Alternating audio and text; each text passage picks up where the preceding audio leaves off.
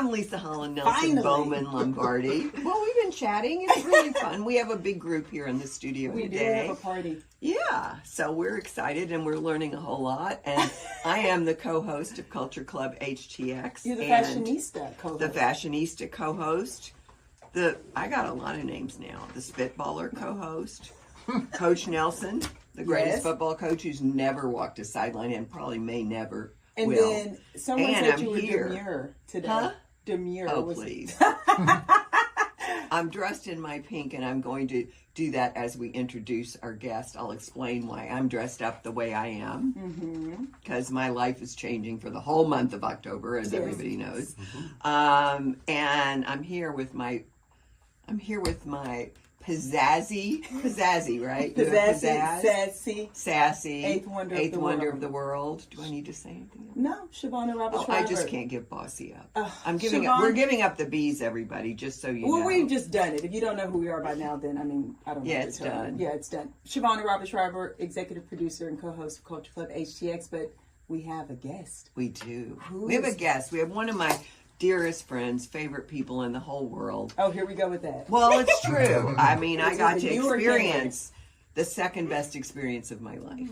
You know, being on the March of Dimes board with you, Darcie, and starting the Birth Equity Initiative, which is their national play now. Yeah. So, yay. You're such a trendsetter. Yay. We had a blast. That's right. But anyway. But I need a nickname now. We're going to give you one. But first, we're going to introduce you. And before I let you say hello, I'm going to say something about the month that's coming. If that's okay with you. Sounds good.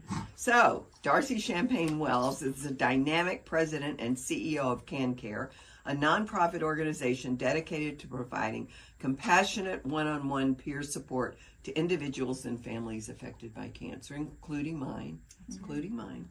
With over a decade of leadership experience in nonprofit and healthcare sectors, Darcie leads CanCare's mission to ensure no one faces cancer alone. Under her guidance, CanCare has empowered countless patients and caregivers nationwide by connecting them with trained cancer survivor volunteers who provide emotional support, hope, and practical guidance through every stage of their cancer journey.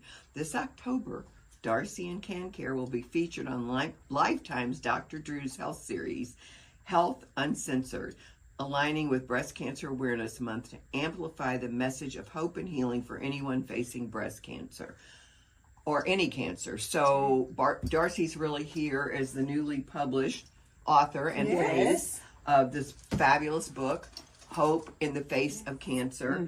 And also, since we already started it, we want to make everyone aware that October is Breast Cancer Awareness Month. I'm here in pink with Darcie, celebrating the kickoff of Men Wear Pink campaign for the American Cancer Society. Right now, as of today, we're ranking #1 in the country with over 250,000 raised. Oh, that's amazing. And, which is so exciting. And I also want to highlight another event that's this month, and that is the Razzle Dazzle Luncheon for Memorial Hermann, October 9th, featuring Hoda Kotb. I mean, I'm so beside myself. I mean, I made my host take me with her so I can meet Hoda. But that being said, Darcie, welcome. You are just a miracle maker and have been in my life the whole time I've known you. So we're so glad you're here, and we have a lot of great questions, I think. The first. On brand. Yes. Can you share what inspired you to lead CanCare and how your personal and professional experiences shaped your dedication to supporting those affected by cancer? You made a huge leap. I mean, you went from March of Dimes. Can Darcie tell her story? But she did. But she was in it with me. I was there. Very passionate about. You're leaving me? A cause. I spent 12 years of my life helping moms and babies. But in about an 8-year period of time, my mother, my stepfather, and my grandmother all faced cancer. Oh, wow.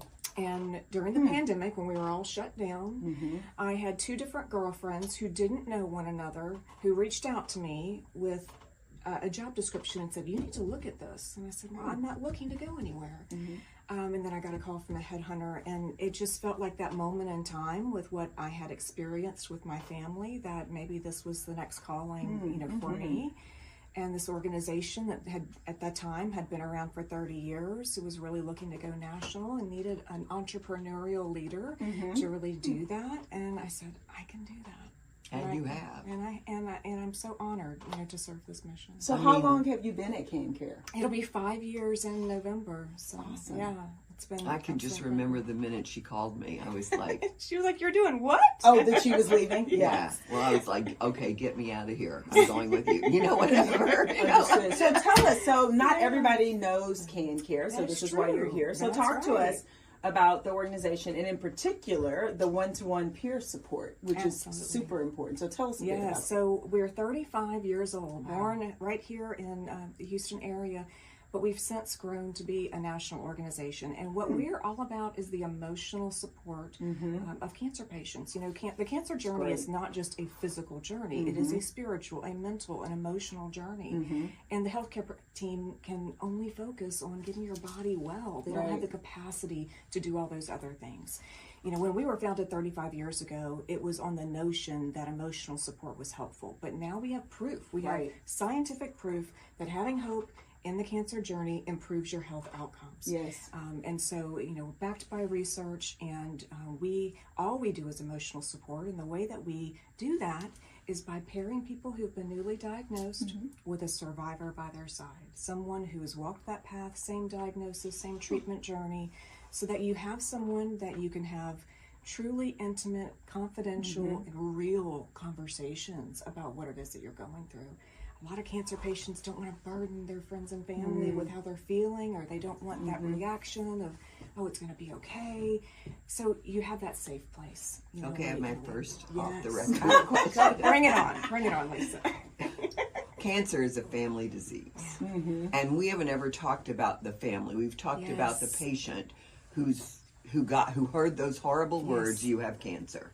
Yeah. But what about the family? Does this person work with the family as well? So we do something different with the family members, and we also match family members or caregivers. So you don't have to be family, but if you're a caregiver of someone that you love, we will match you with someone who cared for that same relationship. So for instance, I was caring for my mother. I would be matched with someone who cared for their mother during their cancer treatment. So it's the same matching principle where we take survivor and caregiver volunteers. We train them.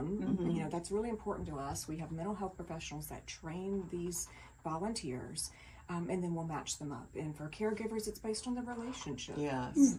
So because I'm sure there are people who are listening that are thinking either they need it, whether they're a family member or they're a caregiver, or they have a diagnosis themselves. So how do people find out, and if they want to sign up or just learn more, what do they need to do? Absolutely. I mean, cancare.org is the website, and you can learn more about what it looks like to have a one-on-one support volunteer. We also have support groups. If you're not interested in the one-on-one, we have support groups. And then our volunteers are also in our hospital partners all around the greater Houston area, physically visiting with them as they're coming in for treatment, holding their hand during, chemotherapy treatment, visiting with them in the waiting room as they're waiting for radiation, and providing that on the feet support as well. That's fantastic. And I know, luckily you knew about CanCare because obviously from your working with Darcie at March of Dimes, but I just feel like a lot of people don't know that this is available. And then now you say that it's national. We went really during COVID, so COVID really changed our course, because the way that we were doing things in person we couldn't do anymore. Right. So we all had to pivot, and it really, I think, broke some paradigms that you can't give great emotional support unless you're in person. That's true. So we had to do that, and then we learned, wow, I mean, this works. Yeah. And so now we really almost overnight became a national organization. We support cancer patients in all 50 states. We have volunteers in 28 states. And that's important to us because we want to get the right match for you. So it might be, if you're reaching out to us from New York, you might get matched with someone in California if that's the right person. But the majority of our volunteers, because we grew up here, are here in the Houston area. That's so like us. It is so like us. Yeah, and that's awesome. and finally really starting to get our name and presence out. But every day I meet somebody who's like, I didn't know something like this existed. I wish I knew. I know so many people who could benefit from it. So thank you for helping us, amplify that we're a resource, a free resource for anyone. And it's free. I was going to say that's the free resource for anyone huge. Facing cancer, thanks to our amazing donor community. So you have a really exciting opportunity on Dr. Drew's Health Uncensored. So tell us how you got that and what are you going to talk about? Well, they found us, which was like, one day I got a call from the producer of the Health Uncensored show with Dr. Drew, and I thought it was a prank call. I was like, really, is this real? I had to vet them. But no, they found us because they were looking to do a story going into Breast Cancer Awareness Month about cancer support. And so thankfully, our presence has grown enough where they picked up the phone and called and said, we want to do something with you all. So they came down, they flew down to Houston and did some filming with us. And then we flew out to the studio in Florida in August and sat in studio with Dr. Drew, a live studio audience, and really got to share our story and in particular the story about how younger people are. I was going to say that was my next question. It is literally being called now an epidemic of young people facing cancer. Yes. And what we talked about with Dr. Drew was, when someone 35 gets diagnosed with cancer, it's very different than when someone 60 or 70 gets diagnosed, right? They may have young children. They may be caring for their parents. So they're the sandwich generation that's getting, faced with cancer. It's more complicated. They've got more in their life to juggle. They are working full time. So the need for emotional support for those individuals is even greater, I think, than folks that might be in retirement age. So when will you be on, Doc? Do you know the date? Yes, it airs on next Friday, October 3rd. Oh, yay. On Lifetime, what time? Lifetime Network, 7 a.m. Central, 8 a.m. Eastern. We'll share it. We'll share the link because I think they post online afterwards, and so we can help amplify. That's great. And so that's just another way that, we'll be reaching a broader audience because we are here and we are ready. Our volunteers are ready to serve. And are you looking, or I'm assuming you're always looking for additional great volunteers, right? Always. So, if you or someone you love is a survivor or you've been a caregiver, we need you. We need to, the demand for our services is so great right now. So we need more and more volunteers willing to give back. And our volunteers can decide how much. They can take on 1 client, 2 client. I had to volunteer this morning. Said, I've got 14 clients right now. He's retired and he loves doing this, and it's wonderful. But it's really an opportunity. They can give what they can give, and we have a very sophisticated algorithm when people come to us that tells us who the best match is for them. It's very exciting. I like to call it the Match.com. I'm signing my mom up. Yes. So she took care of my grandmother, her mom, who had stage 4 ovarian cancer. I'm like, my mom's doing this. I'm signing her up. Mom, if you're listening, I'm signing you up. Yay, Mom. Yeah, you're getting signed up for this. That's right. Okay, good. So tell us one more time where people can go to learn more about you and CanCare. Absolutely. CanCare.org to learn more about us, to get support, or to give support. Excellent. And then where can we find your book? Where can people find your book? Hope in the Face of Cancer. Yes. So it is available online at Amazon.com. We are an Amazon bestseller, which I'm so excited about. Thank you very much. Or you can go to our website, cancare.org/hopebook, and we're offering an opportunity to purchase the book or also give the book, because our goal is to give away 35,000 copies of this book in honor of our 35th anniversary to newly diagnosed cancer patients in our area hospitals. So maybe buy one for you and give one to someone that you don't know, but it'll be a blessing to. Thank you. Well, you've been a blessing to us. Thank you. Back at you. Thank you so much for being here today, Darcie. We're going to